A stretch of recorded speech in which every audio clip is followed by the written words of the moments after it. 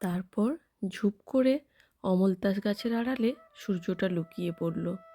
সন্ধে নামল দিঘির পাড়ে। সাদা পাড়ের মেঘবরণ কালো শাড়িতে আমি একলা বসে জলের সঙ্গে জলফড়িংয়ের খেলা দেখছি। ভাবছি হয়তো আকাশ কুসুম, তুই এলি নিঃশব্দে।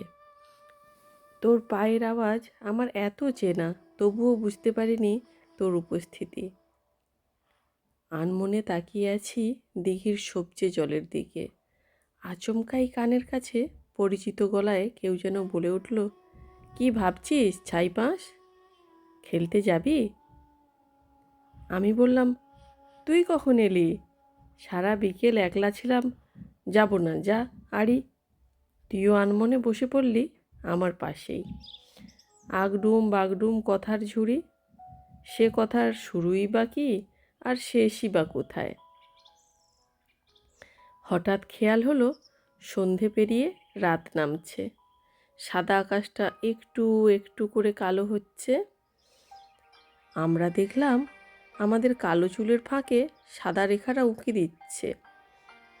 চোখের সামনে দিয়ে ছুকিতকিত হাডুডুরা পালালো এক ছুটে। আমরা দেখলাম রাত নামছে। কথার ঝুড়ি থেমে গিয়ে নিঃশব্দের প্রেমে পড়েছি কবে যেন। তুই বললি বুকের ভিতর উথাল পাথালকে সামলাতে শিখেছিস বুঝি? আমি বললাম, একাকিত্ব যাপন নাম দিয়েছি তার। তুই হেসে বললি, ভারী আধুনিক নাম তো। আমি বললাম, কোলাহল থেমে গেছে, রাত নেমেছে, নিঃশব্দ রাত।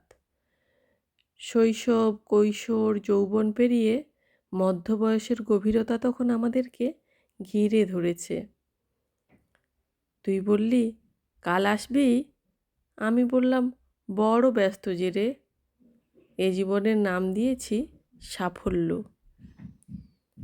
সত্যিই তো বলুন, মানে আমরা সাফল্য জীবনের সাফল্যটাকে পেতে গিয়ে এত ছুটতে থাকি কাজের পেছনে, সময় করে এক ফাঁকে বন্ধুগুলোকে আর মিটই করা হয় না। মিট করব, আজ করব, কাল করব, ঠিক আছে করে একদিন না একদিন দেখা হয়ে যাবেই, এটা ভাবতে ভাবতে আমরা আগের কাজ আগে গোছাতে ব্যস্ত হয়ে যাই। যে এই কাজগুলোকে সব গুছিয়ে রাখি, দিলে অবসর যাপনটা একটা সময় ভালো করে করতে পারবো। আর যখন অবসর সময়ের জন্য সময় আসে, তখন ওই অবসরটাকেই খুঁজে পাই না, বা হয়তো এই বন্ধুগুলোকেও আর খুঁজলে পাওয়া যায় না। সেজন্য কাজ তো অবশ্যই করব, সাফল্যও খুঁজে নেব। তার সঙ্গে সঙ্গে কিন্তু এই বন্ধুদের সঙ্গে বন্ধুত্বের উদযাপন বা একটুখানি সময় কাটানো কোনোটাই ভুললে চলবে না। বন্ধুদের সঙ্গে সময় কাটানোর মধ্যেও কিন্তু বিশাল বড় সাফল্য রয়েছে।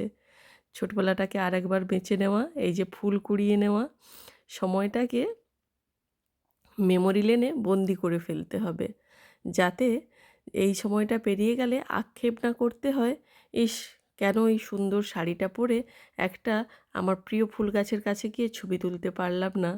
যেন আফসোস না হয় বিকেলবেলায় পাখিরা যখন বাড়ি ফেরে একসঙ্গে, ওদেরকে এক ঝাঁকে কেন ফিরতে দেখলাম না। সেই সময়টুকু কিন্তু একটুখানি আমাদেরকে বের করে নিতেই হবে, সে যতই ব্যস্ততা থাক আমাদের জীবনে। কারণ এই ছোট ছোট খুশিগুলোই কিন্তু আমাদের জীবনের ডায়েরির পাতাটাকে বড্ড রঙিন করে তুলবে। আর একটা সময় যখন আমাদের হাঁটু ব্যথা, কত রকমের শারীরিক অসুস্থতা এসে গ্রাস করবে, চাইলেই আর বেরিয়ে পড়তে পারবো না, তখন কিন্তু এগুলোই আমাদের কাছে আমাদের মন ভালো করার ওষুধ হয়ে যাবে। যখন প্রতিটা পাতা উল্টে পাল্টে দেখবো যে সেখানে কত রং বেরঙের স্মৃতি আমরা এঁকে রেখেছি, বন্ধুদের সঙ্গে অবসর যাপন করেছি, নিজেদের সঙ্গে অবসর যাপন করেছি, ফুল কুড়িয়েছি, সোনালি রোদ গায়ে মেখেছি, কখনো বা আবোল তাবোল বকেছি, কখনো গাছের সঙ্গে, ফুলের সঙ্গে বা পাখিদের সঙ্গে। তাই প্রত্যেকটা মুহূর্ত ভীষণ ভীষণ দামি। প্রত্যেকটা মুহূর্তকে ভীষণভাবে আনন্দ করে বাঁচুন আর ভীষণ ভালো থাকুন। সাফল্য ঠিক সে আমাদের সঙ্গেই থাকবে।